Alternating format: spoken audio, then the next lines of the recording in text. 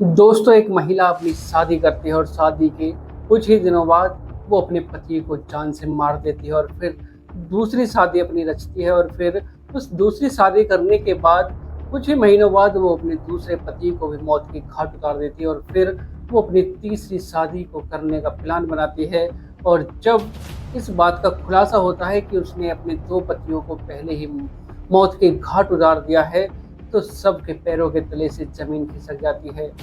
दोस्तों, जब पुलिस इस बात का खुलासा करती है कि उसने अपने पति को कैसे मौत के घाट उतारा, कितनी बेदर्दी के साथ मौत के घाट उतारा, और जो दूसरा पति था उसको तो इतने बुरी तरह से उसने मौत के घाट उतारा था कि वो मौत अपने जिंदा रहने की भीख मांगता रहा, लेकिन उसने अपने दूसरे पति को इतनी बेरहमी के साथ मौत के घाट उतारा कि उसको तनिक भी दुख नहीं हुआ।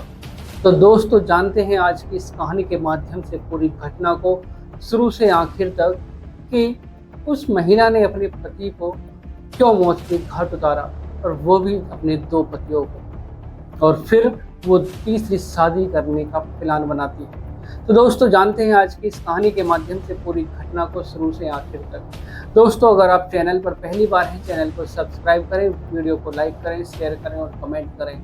बेल आइकन जरूर दबाएं, जिससे कि मेरे आने वाली हर एक वीडियो आप तक पहुंच सके और आप क्राइम से रूबरू हो सकें। तो दोस्तों, चलते हैं, जानते हैं शुरू से आखिर तक पूरी घटना को हर बार की तरह।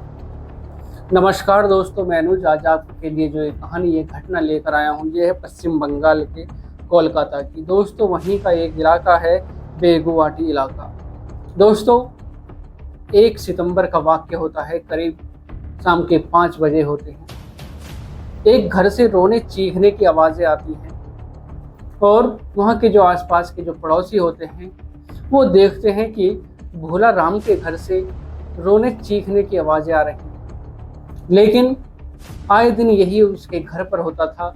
आए दिन दोनों पति पत्नियों में झगड़ा होता था और कभी कभी तो पड़ोसी परेशान होकर पुलिस को भी बुला लेते थे। भोला राम के घर में रोज न एक दिन झगड़ा होता रहता था अपनी पत्नी के साथ। भोला राम की पत्नी का नाम उपासना होता है। दोस्तों, उसके बाद जब वो देखते हैं कि आज तो काफ़ी समय हो गया है, रोने चीखने की आवाज़ें आ रही हैं, चिल्लाने की आवाज़ें आ रही हैं, और जो भोला राम है उसकी भी चीखने की आवाज़ें आ रही हैं, लेकिन उसकी जो चीखें थी वो धीरे धीरे मंदी होती जा रही थी। और फिर वो देखते हैं कि भोला राम के घर से धुआं जो निकल रहा है, धुआं भी निकलना शुरू हो जाता है। और फिर आसपास के जो पड़ोसी होते हैं, लोग बाग होते हैं, कुछ 4-5 लोग बाग वहाँ पर उसके भोला राम के घर पर जाकर उसका दरवाज़ा खटखटाते हैं। और फिर उसकी जो पत्नी होती है उपासना, वो घर से दरवाजे को खोलती है और कहती है कि क्या काम है। और फिर जो पड़ोसी जो गए हुए थे वो कहते हैं कि भोला राम कहाँ पर है। तो तब उपासना कहती है कि वो यहाँ पर नहीं है, बाहर गए हुए हैं। और फिर पड़ोसी कहते हैं कि अभी हमने उसकी आवाज़ें सुनी थी, चीखने की आवाज़ें सुनी थी। और फिर जैसे ही वो ये कहते हैं तो जो उपासना होती है वो वहाँ से भाग जाती है, घर से भाग जाती है। और जब जो पड़ोसी होते हैं वो अंदर जाकर देखते हैं तो वो देखते हैं कि भोला राम बाथरूम में पड़ा हुआ है और उसका जो गला है वो काटा हुआ है। और फिर उसके बाद पड़ोसी जो होते हैं, जो लोग बाग उसके घर के अंदर गए थे, वो भोला राम को उठाते हैं और हॉस्पिटल लेकर जाते हैं। हॉस्पिटल में पहुंचने के बाद जो डॉक्टर साहब होते हैं वो कहते हैं कि तुमने भोला राम को लाने में काफ़ी टाइम लगा दिया है, अगर तुम थोड़ा समय पहले ले आती तो भोला राम बच सकता था, लेकिन अब इसकी मौत हो चुकी है। दोस्तों, उसके बाद पुलिस को फ़ोन कर दिया जाता है। पुलिस मौके पर पहुंचती है और भोला राम के सबको पोस्टमार्टम के लिए भेज दिया जाता है। और जो उपासना होती है उसको पुलिस ढूंढने में लग जाती है। दोस्तों, जब पुलिस उपासना का जो बैकग्राउंड होता है उसको खंगालती है तो पता चलता है कि उपासना ने तो पहले भी अपने पति की हत्या की हुई है और वो यहाँ से फरार हो गई थी। दोस्तों, उसके बाद पुलिस को पता चलता है कि जो उपासना है उसने जो पहले पति के साथ शादी की और फिर उसके बाद उसका जो पहला पति था उसने अपनी आत्महत्या कर ली थी। और उसने उसको इतना पीड़ित किया था कि उसने परेशान होकर वो फंदे पर लटक गया था, रस्सी पर लटक गया था। और फिर उपासना ने पुलिस के पास फ़ोन किया कि मेरे पति ने आत्महत्या कर ली है और वो रस्सी पर लटक गया है। और जब पुलिस वहाँ पर देखती है तो यही लगता है कि जो उपासना है उसी ने उसको इतना परेशान किया है, उत्पीड़न किया है उसका, कि उसने मजबूरन आकर ये सब काम अपने आप को करना पड़ा।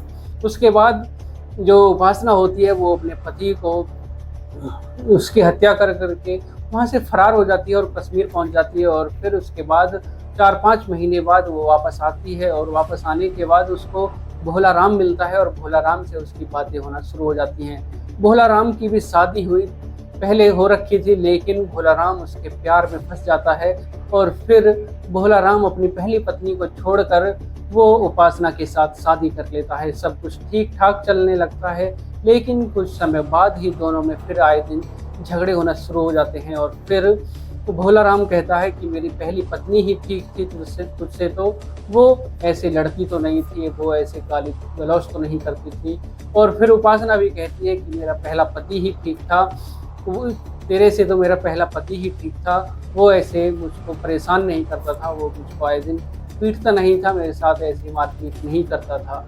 और फिर एक दिन उन दोनों में काफ़ी झगड़ा हो जाता है और फिर उपासना के पास उसके एक दोस्त का फ़ोन आता है जिसका नाम सुभाष होता है। और सुभाष से उपासना कहती है कि मैं अपने पति से परेशान हो चुकी हूँ और ये कहता है कि मैं अपनी पहली पत्नी के पास जाना चाहता हूँ और तुझको छोड़कर मैं अपनी पहली पत्नी के पास चला जाऊँगा।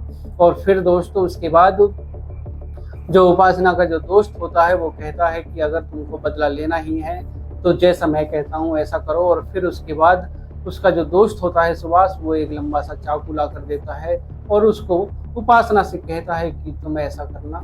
और फिर 1 सितंबर को दोनों के बीच झगड़ा होता है, भोला राम और उपासना के बीच झगड़ा होता है। भोला राम कहता है कि मैं अपनी पहली पत्नी के पास चला जाऊंगा अगर तुम मुझे परेशान करती रहोगी। और फिर दोनों के बीच झगड़ा हो ही रहा था और फिर जो उपासना होती है, उपासना अपना चाकू निकालती है और भोला राम के गले को रेत देती है। और जैसे ही भोला राम के गले को रेतती है तो भोला राम फर्श पर लेट जाता है, गिर जाता है और फिर उसके बाद उसकी मौत हो जाती है। तो दोस्तों जब पुलिस ने पूरी कहानी को उपासना के मुंह से सुना और उसके बाद जो भी उपासना ने बताया और उपासना को गिरफ्तार किया और गिरफ्तार करने के बाद जेल के पीछे डाल दिया। दोस्तों आज की जो ये कहानी है इसको सुनाने का उद्देश्य किसी को परेशान करना नहीं, किसी का दिल दुखाना नहीं, बल्कि आपको जागरूक करना है, सचेत करना है, सावधान करना है। सुरक्षित रहें, सावधान रहें, सतर्क रहें। दोस्तों अगर आप चैनल पर पहली बार हैं, चैनल को सब्सक्राइब करें, वीडियो को लाइक करें, शेयर करें और कमेंट करें और बेल आइकन ज़रूर दबाएं, जिससे कि मेरे आने वाली हर एक वीडियो आप तक पहुंच सके और आप क्राइम से रूबरू हो सके। दोस्तों उपासना अपने जो दूसरा पति था उसको मारने के बाद वो अपने तीसरे जो प्रेमी के साथ, जो सुभाष था उसका प्रेमी, उसके साथ भागना चाहती थी, उसके साथ तीसरी शादी करना चाहती थी। तो दोस्तों मिलते हैं एक और घटना के साथ। आज के लिए सिर्फ इतना ही। नमस्कार, जय श्री श्याम।